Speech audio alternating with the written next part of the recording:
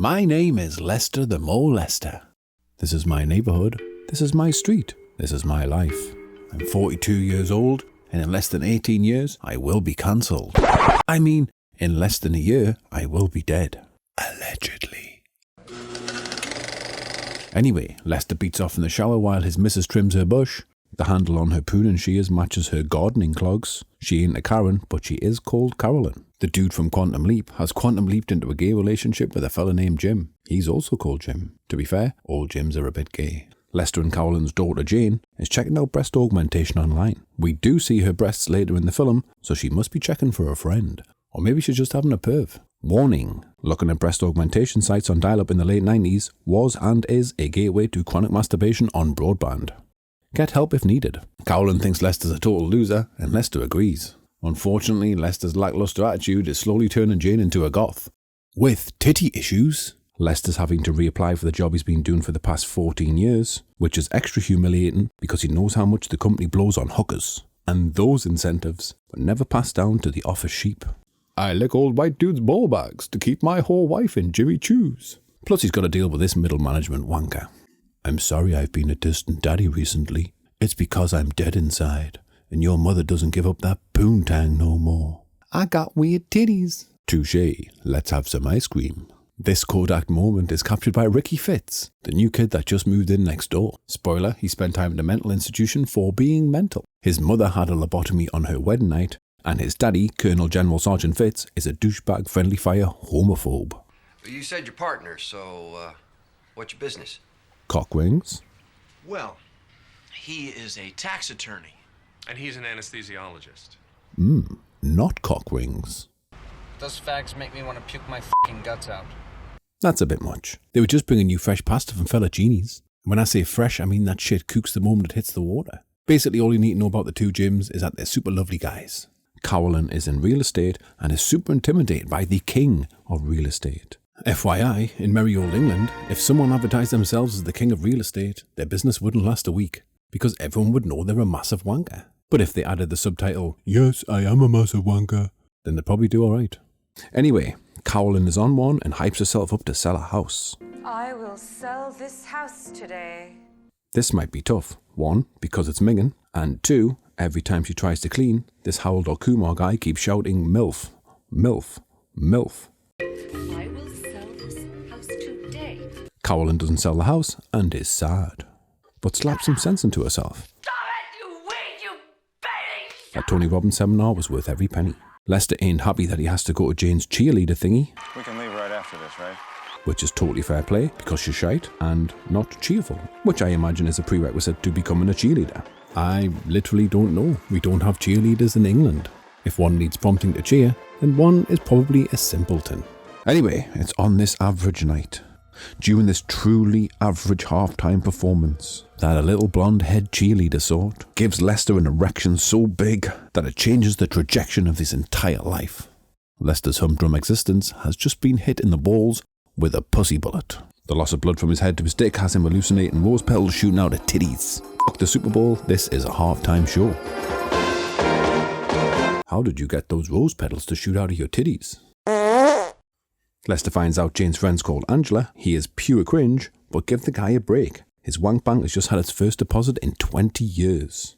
Angela tells the cool kids that she spreads her legs for modelling jobs, and that's officially how you become a top model. Don't judge, knowing what you want is half the battle. Ricky rocks up and introduces himself to Jane. Fuck off, perv boy, stop filming me. I'm just curious about your vajayjay.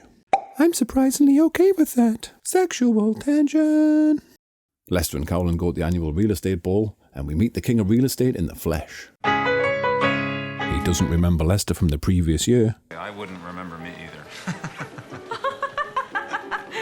Aha! Q, I'm going to go and get baked with that new kid that just moved in next door, while you flash your fanny at this dude.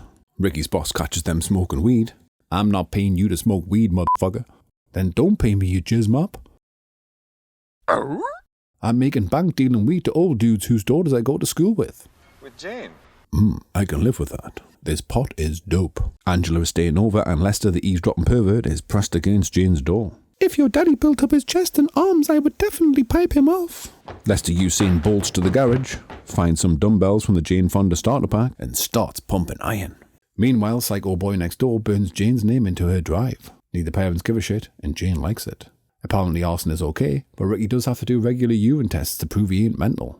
With all this smoke and weed and recent wank bank deposit, Lester can't help but knock one out in bed.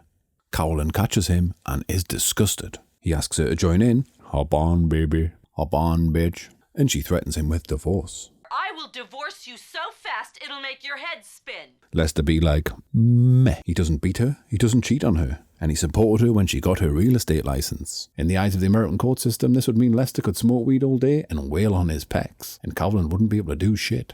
Lester one-ups Ricky and calls his boss a jizzmop.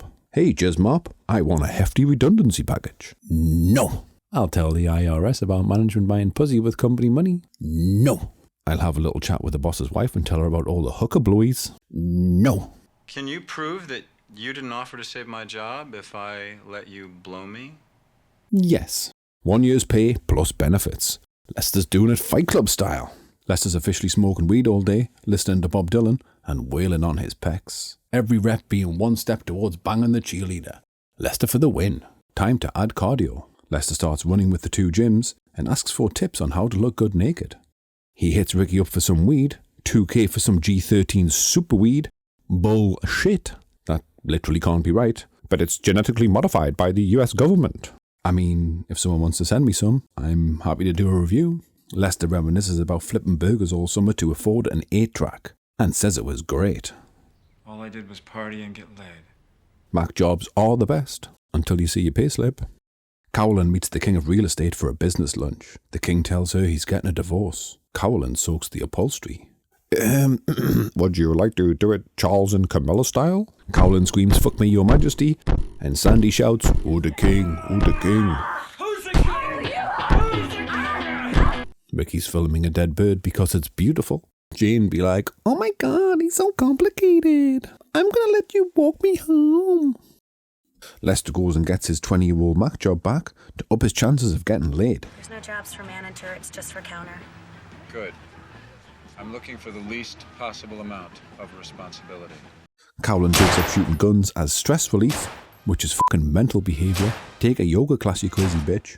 Ricky shows Jane his dad's Nazi plate as foreplay, and then the most beautiful thing he's ever filmed to seal the deal.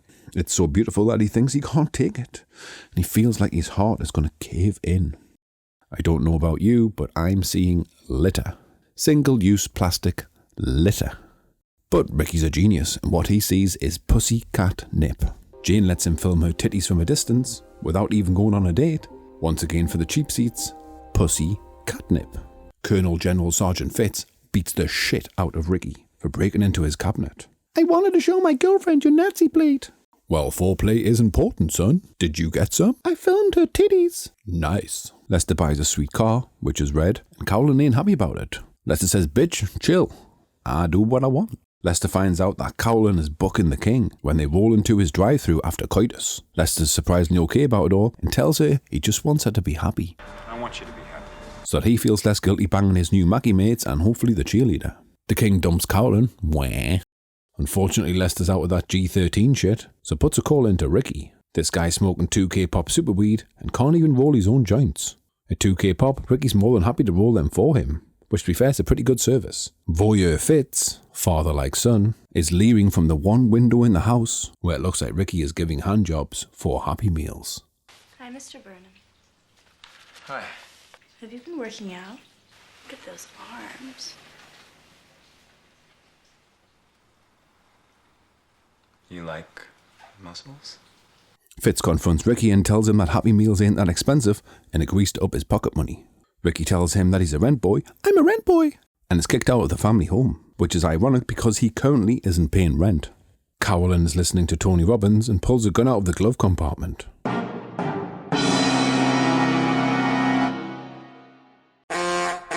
Jane begs Angela not to book her daddy. It's total weirsies. Then Ricky asks Jane to move to New York with him. Personally, I'd suggest an actual first date, but who am I to stand in the way of young love? Army boy Fitz goes to see Lester, surely to beat the shit out of him, but no, he's in the mood for a Happy Meal. Which is proper grim, because surely Lester hasn't washed since Ricky was around. Yeah, think about that. Very, very grim. Lester politely rejects Fitz and goes inside looking for the cheerleader. Angela tells him that her and Janie had a fight because she thinks her daddy's sexy. Not only is Lester coming up smelling of roses, but titty cannon roses. Kissy kissy. Lester's just about to seal a deal when Angela tells him that she hasn't had her V-card stamped. I haven't had my V-card stamped. Good guy Lester backs off, and they have a sandwich. Angela tells him that Jane thinks she's in love, which makes Lester really happy, and he looks lovingly at a picture of his beautiful family. Then Sergeant Fitz shoots a hole through his head. The end. I've seen this film a number of times now and only just realised how stupid the ending is. Instead of going to prison for murder, Fitz could have literally went one more door down to the two gyms, the super lovely neighbourhood gays, and asked them for help. Fitz could have just said, look, I'm a closeted ex-military homosexual in need of a little help. Maybe you could introduce me to the scene. Or Queer Eye for the Straight Guy, my camo collection. The super lovely gyms without judgment or prejudice would have happily helped Fitz get some ass. And presumably cock. I rate this film Camp Camo Titty Cannon.